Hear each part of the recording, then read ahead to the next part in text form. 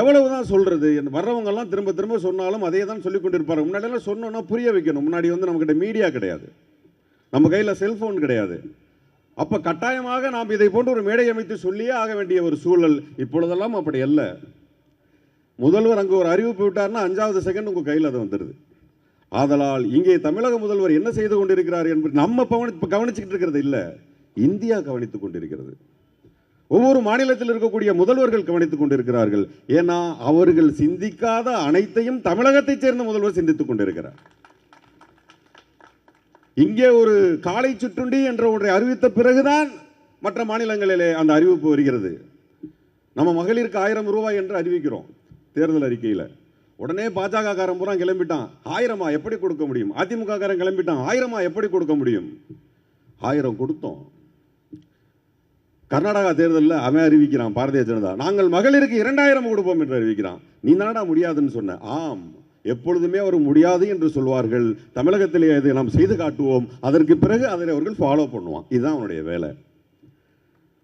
அதை பார்த்ததுக்கு அப்புறம் இந்தியாவில் இருக்கக்கூடிய மற்ற முதல்வர்கள்லாம் பார்த்தாங்க. இனி எவன் சொல்லதையும் நம்பக்கூடாது, இனி ஒருத்தர் சொல்வதை மட்டும்தான் நம்பணும். ஒருத்தரை ஃபாலோ பண்ணால் போதும், தமிழக முதல்வர், அவரை நம்ம ஃபாலோ பண்ணால் போதும் என்கின்ற ஒரு நிலையை கொண்டு வந்து நிப்பாட்டி விட்டார். இப்போ எனக்கு என்ன பெரிய வருத்தம்னா, கிட்டத்தட்ட அந்த கண்ணம்மான்னு ஒரு திரைப்படம் கதாநாயகனாக நடித்த பொழுது அங்கே ஷூட்டிங்க்கு வருவார் என்னுடைய தலைவர் அவர்கள், தளபதி அவர்கள். அப்போல்லாம் கடினமான உழைப்பாளி. அங்கே ஷூட்டிங்க்கு வருவார்னு பேர் அங்கே ஒரு 4 மீட்டிங்கை முடிச்சுட்டு தான் ஷூட்டிங்கே வருவார். அவ்வளோ பெரிய உழைப்பு. அப்படியெல்லாம் உழைத்த ஒரு கிட்டத்தட்ட தன்னுடைய 14 வயதிலிருந்து உழைக்கிறார். கோபாலபுரத்திலே அவர் ஒரு இயக்கத்தை ஆரம்பிக்கிறார். அன்று எம்ஜிஆர் அவர்களை வைத்து ஒரு நாடகம் போடுகிறார். தந்தை பெரியார் அவரோடு இணக்கமாக இருக்கிறார், எம்ஜிஆரோடு இணக்கமாக இருக்கிறார். அண்ணாவை தெரிந்திருக்கிறது, அண்ணாவை அழைக்கிறார். உடல்நிலை சரியில்லை என்றால் வர முடியாத சூழல் ஏற்படுகிறது. இருந்தும் அந்த விழா நடக்கிறது என்று எல்லாம் 14, 16, 18 வயதுகளிலே உழைத்தவரை தற்பொழுது நான் உனக்கு போட்டி என்று சொல்பவர் யார்? 14 வயதிலே நீ என்ன செய்து கொண்டிருந்தாய்? உன் தந்தையினுடைய திரைப்படத்தை பார்த்துக் கொண்டிருந்திருப்பாய். 16 வயதிலே நீ என்ன செய்து கொண்டிருப்பாய்? நான் கதாநாயகனானால் என்ன செய்வேன் என்று நினைத்துக் கொண்டிருந்திருப்பாய். 20 வயதிலே நீ என்ன செய்து, எல்லாம் எனக்கு தெரியும். நானும் அங்கிருந்து வந்தவனா, நானும் அதே துறையில் தான் இருக்கிறேன். ஒரு 50 வயதில் வந்து எனக்கு போட்டி திமுக என்கிறாயே, அது எந்த வகையில் அர்த்தமுள்ள வார்த்தை?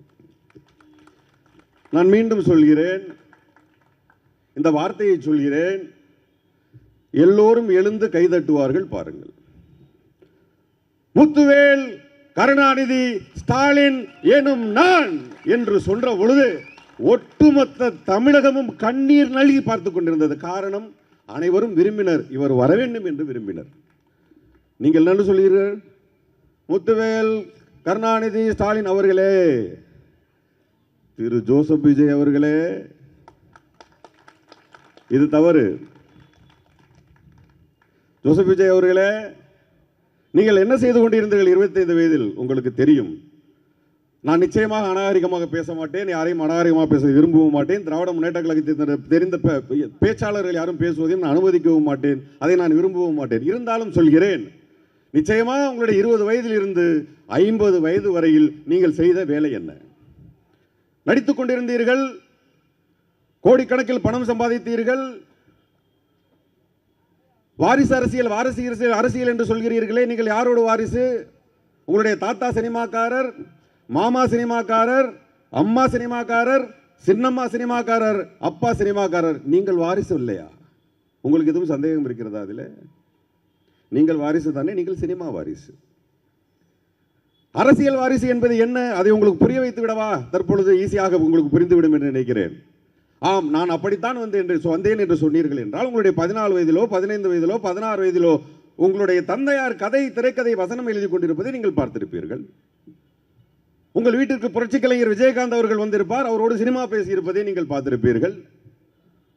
ஆம், நீங்கள் குறை சொல்கிறீர்களே எங்களுடைய சின்னவர், அவர் 14 வயதிலே இந்திரா காந்தியோட ஒரு தாத்தா பேசிக் கொண்டதை பார்த்துக் கொண்டிருந்தார். உலக அறிவியலாளர் ஆரம்பித்து உலக அரசியல் உள்ள அத்தனை பேரும் தன்னுடைய தாத்தாவோடு பேசிக்கொண்டு பக்கத்திலே அமர்ந்து பார்த்துக் கொண்டிருந்தார். அவரை பார்த்து வாரிசு அரசியல் என்று நீங்கள் சொல்கிறீர்கள். மன்னராட்சி என்று சொல்கிறீர்களே, உங்களுக்கு நான் ஒரு விளக்கம் சொல்லட்டுமா? தமிழ்நாட்டின் முடிசூடா மன்னன் எங்களுடைய தளபதி அவர்கள். அவர் ஆட்சி செய்தால் மன்னராட்சி தான். தமிழை அழிக்க நினைப்பவர்கள்,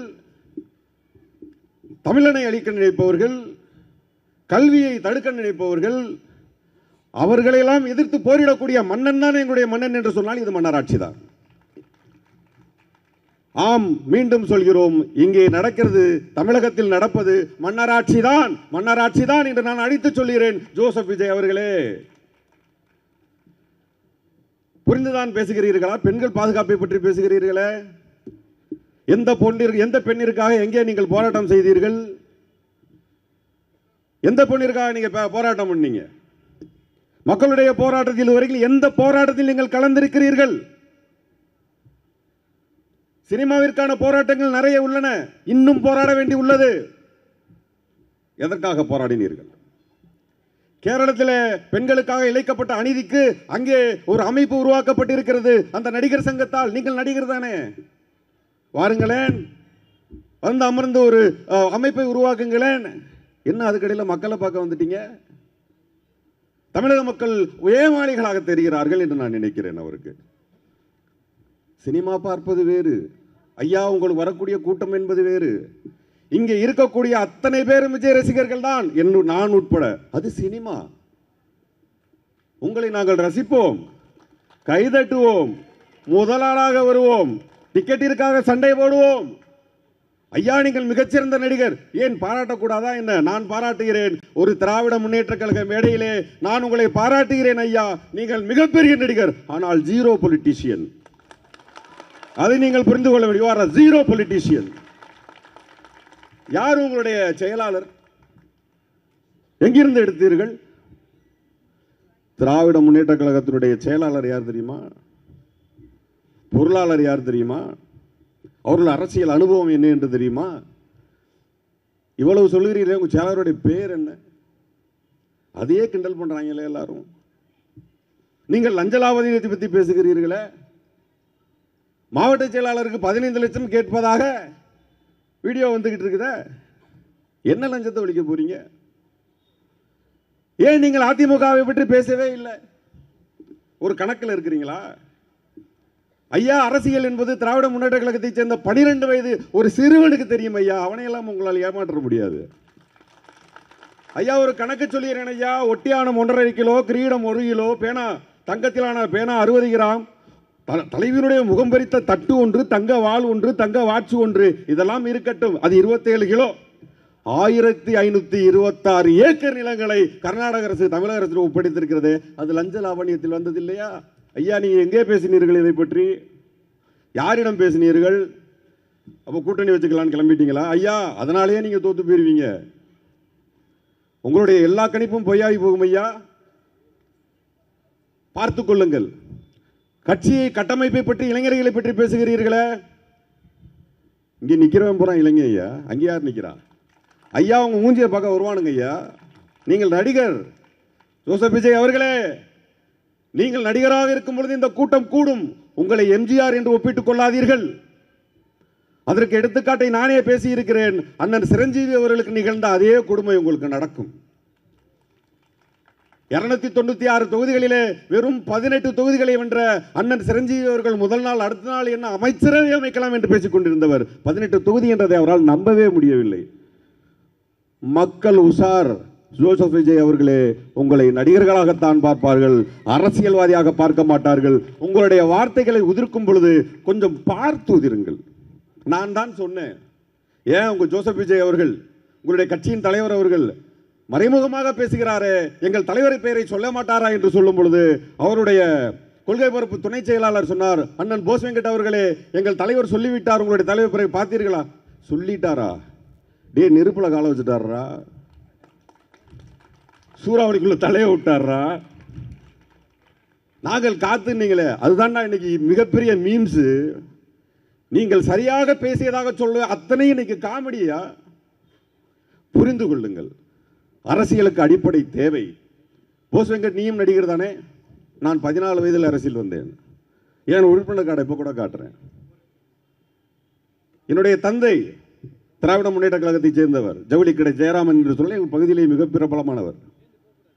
சும்மா வரல, ஒரு பாரம்பரியமாக வந்து கொண்டிருக்கிறோம். ஆம், நானும் வாரிசு அரசியல் தான் செய்கிறேன். என்ன நினைத்துக் கொண்டு பேசிக் கொண்டிருக்கிறார் திரு ஜோசப் விஜய் என்று எனக்கு தெரியவில்லை. இதற்கு முதல் மேடையில் அண்ணன் சீமான் என்று பேசினோம். பேசுவதற்கு ஒன்றுமே இல்லை. ஏனென்றால் சீமான் காணாமல் போய்விட்டார். திராவிட முன்னேற்ற கழகத்தை புகைத்துக் கொள்ளாதீர்கள். ஒருவர் சொன்னார், ஒரு பொது மேடையில் லட்சக்கணக்கான தொண்டர்களுக்கு முன்பாக சொல்கிறார், என் கண்ணு கெட்டியது எதிரிகளே இல்லை என்று சொன்னார். என் கண்ணு கெட்டியவரை எதிரிகளே இல்லை என்று சொன்னார். அது வந்து பெரிய இருமாப்பு. அது பெரிய இருமாப்பு. நான் மேடை மேலே நிற்கிறேன், ஆனால் என்னை தீர்மானிக்கக்கூடியவன் கீழே தானே அமர்ந்திருக்கிறான். அவனை ஏமாத்திட்டா. என் கண்ணு கெட்டியவரை எதிரிகளே இல்லை. இப்போ உன் கட்சியே இல்லை. உன்னுடைய மரணத்திற்கு பிறகு உன் கீழே இருந்த அத்தனை தலைவர்களும் உன்னை மதிக்கவே இல்லை. எந்த போஸ்டர்லையும் புரட்சி தலைவர் படத்தையும் போடுறதில்லை, எம்ஜிஆருடைய படத்தையும் போடுறதில்லை. தூக்கி போட்டான். ஏனென்றால் அவன் உன் கூட இருந்தது சந்தர்ப்பவாதம். அவன் பொறுப்பிற்காக இருந்தான், பணம் சம்பாதிப்பதற்காக இருந்தானே தவிர அவன் உங்களிடம் உண்மையாக இல்லை. அது திராவிட முன்னேற்ற கழகத்தில் எந்த காலத்திலும் கிடையாது. இங்கே இருக்கக்கூடிய ஒவ்வொரு தொண்டனும் திராவிட முன்னேற்ற கழகம் என்று சொன்னால் இரவு 12 மணிக்கு எழுப்பினாலும் அதே உணர்வோடு எழுவான்.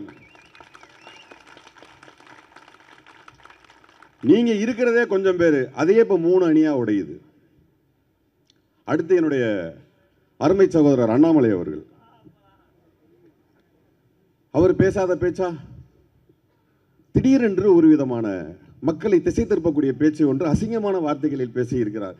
கிழக்கு வடக்கு தெற்கு என்று ஒரு இடையில ஒரு கெட்ட வார்த்தையை போட்டு மக்களை ஏமாற்றுகிறது திராவிட முன்னேற்ற கழக அரசு என்று சொல்கிறார். ஐயா அண்ணாமலை அவர்களே, உங்களுடைய பதவி பொறுப்பு மட்டுமல்ல ஐயா, உங்களுடைய படிப்பும் சேர்ந்து இந்த திராவிட இயக்கங்கள் தராவிட்டால் ஐயா நீங்க நேரம் உண்மையிலே ஆடுதாயா மேய்ச்சிக்கிட்டு இருந்திருப்பீங்க. ஐயா உங்க அப்பா கேளுங்க ஐயா, உங்க தாத்தாவை கேளுங்க ஐயா, அவர் காலில் செருப்பு போட்டிருக்க மாட்டாரு, தோல்ல துண்டை போட்டிருக்க முடியாதுங்க ஐயா. அது தெரிந்தும் நீங்கள் ஒரு கட்சியில் இருக்கிறீர்கள் என்று சொன்னால் மனசாட்சி பிரகாரமா, கொள்கை ரீதியாகவா, இல்லை பணம் சம்பாதிக்கவா? என்னை கேட்டால் நான் கொள்கை ரீதியாக திராவிட முன்னேற்ற கழகத்தில் இருக்கிறேன். நான் மனசாட்சியோடு திராவிட முன்னேற்ற கழகத்தில் இருக்கிறேன். அதற்கு உதாரணம் கூட சொல்லலாம். இங்க இருக்க தொண்டர்களே சில பேர் என் மேல கோவப்பட்டிருக்கலாம். நான் பொதுவாக சினிமா தயாரிப்பை பற்றி ஒன்று பேசினேன். அதை நான் ரெட் ஜெயண்ட் பேசவே இல்லை. ஆனால் ஒரு நடிகனாக, ஒரு இயக்குனராக, ஒரு ப்ரொடியூசராக, ஒரு எழுத்தாளராக என்னுடைய வேதனையை சொன்ன பொழுது அது ரெட் ஜெயண்ட் என்று புரிந்து கொண்டார்கள். அதை நான் சொல்லவில்லை. அதற்கு பிறகு நான் விளக்கமும் கொடுத்தேன். அப்போது மனசாட்சி பிரகாரம் தானே பேசுகிறோம். அந்த தைரியம் எங்கள்கிட்ட இருக்குல்ல திரு அண்ணாமலை அவர்களே, உங்களிடம் அந்த தைரியம் இருக்கிறதா? திராவிடம் தராததையா நீங்கள் பெற்றிருக்கிறீர்கள்? உங்களோட அரசு அதிகாரம், உங்களுடைய வேலை, உங்களுடைய பேச்சு, படிப்பு எல்லாம் யார் கொடுத்தது? நீங்கள் சொல்கிறீர்கள் நாங்கள் ஆட்சிக்கு வந்ததற்கு பிறகு தனியார் பள்ளிகளுக்கு அனுமதி இல்லை என்று சொல்கிறீர்களே, அது தனியார் பள்ளி அல்ல அண்ணாமலை அவர்களே. பள்ளிகளுக்கே அனுமதி இல்லாமல் செய்து தமிழகத்தே படிக்க விடாமல் செய்து விடுவீர்கள் நீங்கள். அதுதானே உங்களுடைய கொள்கை. அங்கிருந்து தானே நீங்கள் வந்திருக்கிறீர்கள். அதைத்தானே நீங்கள் செய்ய போகிறீர்கள். அதையும் சொல்கிறேன் அண்ணாமலை அவர்களே, நீங்கள் எங்கள் அண்ணனால் முருகன் கோயிலில் நடத்தப்பட்ட அந்த முருகன் கோயிலுக்கு கூட காவடி எடுத்து போனாலும் உங்களால் இயலாத அண்ணாமலை அவர்களே. எந்த காலத்திலும் பாரதிய ஜனதா தமிழகத்திலே கால் ஊன்றவே ஊன்றாத தலைவர் அவர்களே. அதில் ஒரு தற்குறி ஒன்று சொல்லுது, இந்தி திரிப்பை பற்றி சொல்லுது. நீங்கள் இங்கேருந்து போகிறீர்கள், ஒரு பானிபூரி வாங்க போகிறீர்கள். அவனாண்ட என்ன கேட்பீள்? பானிபூரி தேதோன்னு தானே கேட்கணும். கேட்கலைன்னா எப்படி பானிபூரி கிடைக்கும்? எனக்கு எதுக்கு பானிபூரி? நான் ஊறுகாய் நக்கி தின்னுட்டு சாப்பிட்றவன், கஞ்சி எனக்கு போதும். எனக்கும் பானிபூரிக்கு என்ன சம்பந்தம்? எனக்கு எதுக்கியா பானிபூரி? எனக்கு பானிபூரியும் பிஜேபியும் ஒண்ணுதாயா, எனக்கு ரெண்டுமே தேவையில்லை. நான் அமைச்சர் அதுக்கு தான் திரும்பி பார்த்தேன், ஆர்டர் வந்துருச்சு. ஆக 2026 தேர்தலை பொறுத்தவரையில் அது தேர்தல் அல்ல, போர் என்று தான் சொல்ல வேண்டும். இந்தியா முழுவதும் ஆக்கிரமித்திருக்கக்கூடிய இந்த பிஜேபியினுடைய அக்கிரமங்களில் இருந்து தனித்து ஒரு மாநிலம் ஆகிறது என்று சொன்னால் அது தமிழ்நாடு. அதற்கு காரணம் நம்முடைய தமிழக முதல்வர் அவர்கள். எனவே இந்த முறை அவர்கள் பணம், பலம், கட்சி பிரிப்பு, கட்சி சேர்ப்பு, கட்சி துவக்கம் என்று பல விஷயங்களை கொண்டு வருவார்கள். என்ன வேணா செய்யட்டும், எந்த கூட்டணி வேண்டும் வேணாலும் செய்யட்டும். ஆனால் தமிழகத்திலே திராவிட முன்னேற்ற கழகத்தை தவிர வேறு யாரும் வெல்ல மாட்டார்கள் என்பது ஊர்ஜிதமாக தெரிகிறது. வெல்வோம் 200, படைப்போம் வரலாறு என்று கூறி விடைபெறுகிறேன். நன்றி, வணக்கம்.